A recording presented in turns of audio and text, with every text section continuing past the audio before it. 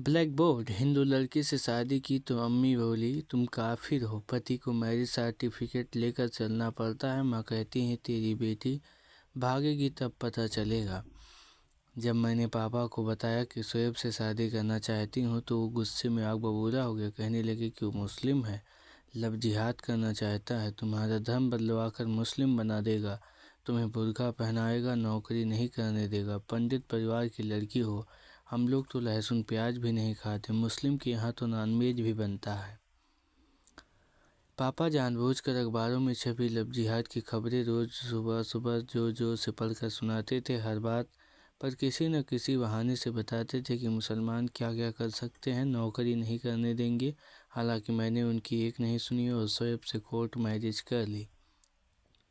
आज black board में स्याही कहानी उनकी, जिन्होंने परिवार के खिलाफ जाकर दूसरे धर्मों में शादी की, जिसके बाद दोनों के परिवार ने ये कहकर साथ छोड़ दिया कि अब ये हमारे समाज का हिस्सा नहीं। बरेली की रहने वाली आकांक्षा शर्मा ने अपने परिवार के खिलाफ जाकर साल 2015 में मथुरा के शोएब से शादी की। आकांक्षा और शोएब दोनों गुड़गांव के एक मल्टीनेशनल कंपनी में जॉब करते हैं। मैं उनसे मिलने के लिए ग्रेटर नोएडा उनके घर पहुंचा।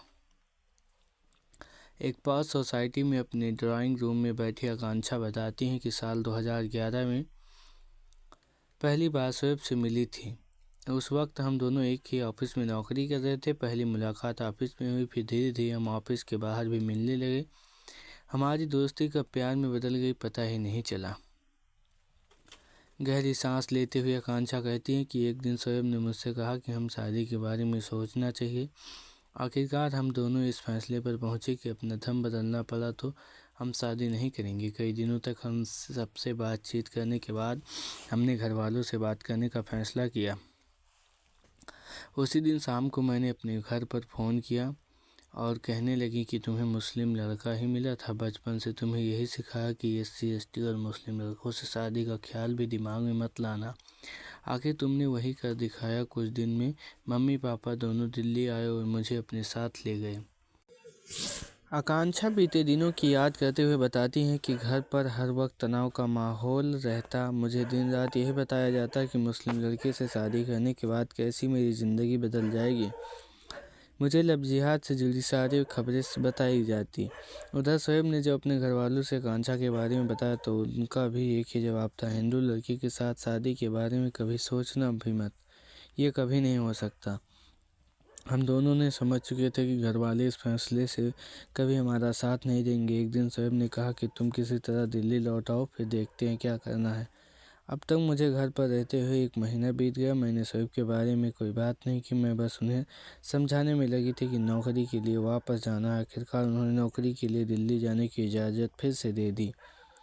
आकांक्षा के बगल में ही उनके पिता शोएब बैठे हैं आकांक्षा के बगल में उनके पति शोएब बैठे हैं। वो कहते हैं कि आकांक्षा के दिल्ली आते ही हमने कोर्ट मैरिज करने का फैसला कर लिया। हालांकि स्पेशल मैरिज एक्ट के तहत शादी करने के लिए हमें परिवार और समाज के अलावा कई चुनौतियों का सामना करना पड़ा। हम लोग बहुत पढ़े लिखे हैं, ताकतवर कंपनियों में काम करते हैं। हमें इस तरह की शादियों में कानूनी मदद करने वाली संस्था धनक का सहयोग था। तब भी प्रशासन ने हमारे लिए दिक्कतें पैदा की। जब हम लोग शादी करने के लिए SDM ऑफिस पहुंचे तो डॉक्यूमेंटेशन की प्रक्रिया बहुत लंबी थी। फिर बोला गया कि जहां शादी करनी है आधार कार्ड में पता भी उसी शहर का होना चाहिए, गवाहों के आधार कार्ड पर भी उसी शहर का पता होना चाहिए, जबकि कानून में ऐसा नहीं है। आकांक्षा जब शादी के लिए सिग्नेचर करने के लिए गई तो रूम में अकेली थी। क्लर्क ने पूछा, मुस्लिम से शादी क्यों कर रही हो, एक बार फिर सोच लो। आकांक्षा ने जवाब दिया कि कानून ने हक दिया है मुझे शादी करने का। फिर 30 दिन का नोटिस नासूर बन गया। स्पेशल मैरिज एक्ट में 30 दिन तक SDM ऑफिस में नोटिस लगाया जाता है और परिवार वालों को भी नोटिस भेजा जाता है। शोएब कहते हैं कि 30 दिन के नोटिस में हमें यह डर था कि हिंदू संगठन को हमारी शादी के बारे में न पता चल जाए, क्योंकि SDM ऑफिस में ऐसी जानकारी लीक हो जाती है फिर संगठन पीछे पड़ जाते हैं। हालांकि हमारी किस्मत अच्छी थी कि ऐसा कुछ नहीं हुआ। हमने घर वालों को बिना बताए चुपचाप शादी कर ली। हालांकि शादी को लेकर जो अरमान थे वो तो पूरे नहीं हुए। शोएब इतना कहते हुए चुप हो गए। मैंने कुछ देर बाद उनसे पूछा कि घर वालों को शादी के बारे में कब बताया। शादी करके जब घर लौटे तो मैंने अब्बू को फ़ोन कर बताया कि आकांक्षा से शादी कर ली है। उन्होंने कहा कि फ़ौरन बैग उठाओ और फिर वो और घर वापस आ जाओ। आकांक्षा के परिवार वाले या हिंदू संगठन वाले लव जिहाद के चलते तुम्हारी हत्या करवा देंगे। हालांकि मैंने घर जाने से साफ इनकार कर दिया। तब घर वालों ने कहा कि अब तुमसे कोई हमारा लेना देना नहीं है। और आकांक्षा के घर वालों ने कहा कि आकांक्षा ने भी उसी दिन अपनी मम्मी को फ़ोन कर बताया कि मुझसे शादी कर ली है। उनकी मम्मी ने यह सुनते ही कह दिया कि आज के बाद इस नंबर पर फ़ोन करने की कोई ज़रूरत नहीं है। अब तुम्हारा यहाँ कोई नहीं रहता और न ही फ़ोन काट दिया। शोएब कुछ सोचते हुए आगे कहता है कि शादी के कुछ ही दिन बीते कि एक रोज़ मम्मी और अब्बू मेरे दफ्तर आ गए। हालांकि वो मुझसे नहीं मिले। एचआर और मुस्लिम बास से मिलकर घर चले गए। उन लोगों की आपस में क्या बात हुई मुझे नहीं पता। इसके ठीक 3 महीने बाद एचआर ने मुझ पर सीओ को मेल करने का आरोप लगा दिया। तब मेरे बॉस ने कहा कि तुम्हें उसी दिन नौकरी से बाहर कर देना चाहिए था जिस दिन तुम्हारे अम्मी अब्बू मुझसे मिलकर गए थे। शोएब कहते हैं कि ये सुनते ही मैं समझ गया कि घर वालों को लगता है कि मेरी नौकरी चली जाएगी तो मैं आकांक्षा को छोड़कर घर चला जाऊंगा। इसलिए मैंने उसी दिन इस्तीफा देकर नौकरी छोड़ दी। कई महीनों तक आकांक्षा ने अकेले घर की जिम्मेदारी संभाली। आखिरकार मुझे दूसरी नौकरी मिल गई। शादी के 5 साल बाद तक घर वालों ने हमसे बात नहीं की। कुछ सालों बाद एक दिन अचानक आकांक्षा के भाई का फ़ोन आया। उसने हालचाल लिया। आकांक्षा खुश थी। अपना धर्म तीज त्योहार सब मना रही थी और अच्छी नौकरी भी कर रही थी। जाहिर है कि भाई के लिए जरिया आकांक्षा के माता पिता तक बातें पहुंची। शादी के 3 साल बाद एक दिन दिवाली वाला दिन था। आकांक्षा रंगोली बना रही थी। तभी फ़ोन गनगनाया। देखा तो आकांक्षा की माँ का फ़ोन था। माँ ने पूछा कैसी हो? आकांक्षा ने मैं ठीक हूँ। क्या कर रही? रंगोली बना रही हूँ। इतना कहते ही आकांक्षा फपक कर रोने लगी। शोएब कहते हैं इसके बाद अक्सर फ़ोन पर बात होने लगी। हालांकि संबंध वैसे तो नहीं जैसे होने चाहिए लेकिन बातचीत ज़रूर होती है। जब हमारी बेटी हुई तब पहली बार आकांक्षा का परिवार हमारे घर आया और मेरी अम्मी अब्बू भी 10 साल में केवल एक बार मेरे घर आए। हाँ, आज तक अपने घर नहीं जा पाए। इस बात का बेहद अफसोस है। आकांक्षा और शोएब से मिलने के बाद मैं ऐसे ही एक कपल शिवा तिवारी और महाबीर रिजवी के घर पहुंचा। शिवा और महाबीर दोनों बरेली के रहने वाले हैं। इन्होंने 5 साल पहले परिवार के खिलाफ जाकर शादी की थी। महाबीर से भी उनकी शादी के बारे में कुछ पूछती उससे पहले ही वो रो पड़ी। शादी की वजह से माँ की ममता और अब्बू की मोहब्बत सब पीछे छूट गई। परिवार वालों के लिए मजहबी पहचान ज़्यादा ज़रूरी हो गई है। 5 साल गुजर गए लेकिन आज भी ऐसा कोई दिन नहीं होता जब मुझे अब्बू की याद नहीं आती। शिवा तिवारी और महाबीर रिजवी बोली बरेली के बिशप कोनराड स्कूल में 11वीं में पढ़ते थे। शिवा एक अनुशासित छात्र और क्लास मॉनिटर थे। महाबीर उनके उलट क्लास की सबसे शरारती लड़की थी। महाबीर के अब्बू आर्मी में थे। घर में सख्त कानून लागू थे जैसे जोर से हंसना नहीं है, जोर से बोलना नहीं। लड़कियां घर के काम करती हैं, समझदार होती हैं। इस वजह से महाबीर को लगता था कि स्कूल एक ऐसी जगह है जहां अपनी सारी मनमानी कर सकते हैं। शिवा महाबीर के पिता से ठीक उल्टे थे, इसलिए ही महाबीर को शिवा से प्यार हो गया। महाबीर कहती हैं कि हम 3 बहन एक भाई हैं। मैं घर में सबसे बड़ी थी। किसी हिंदू से शादी करना तो दूर, कभी दोस्ती करने के बारे में कभी नहीं सोच सकती। अब्बू इतने सख्त मिजाज के थे कि किसी से भी बात पर बेटियों की पिटाई कर देते थे। गुस्सा ज़्यादा आ जाए तो बूट तक से मारते थे। अक्सर कहते हैं कि इनकी शादी कर दो, शौहर दिन रात मारेगा ना तो अकल ठिकाने आ जाएगी। भाई को हमेशा तवज्जो देते थे। महाबीर कहती हैं कि अब्बू के इस मिजाज को देखते हुए मैंने शिवा से शादी करने का फैसला कर लिया। जब 10 जनवरी साल 2010 को मैंने शिवा से कह दिया था कि उसे पसंद करती हूँ। हालांकि शिवा इस पर राजी नहीं हुआ। उनका कहना था कि वह पंडित परिवार से हैं और उनका परिवार इस शादी के लिए कभी राजी नहीं होगा। 1 साल तक बात करते करते शिवा की भी शादी के लिए राजी हो गए। जब शिवा के परिवार को भनक लगी कि हम दोनों रिलेशन में हैं तो उनकी बहन ने मुझे फ़ोन करके खूब बुरा भला कहा।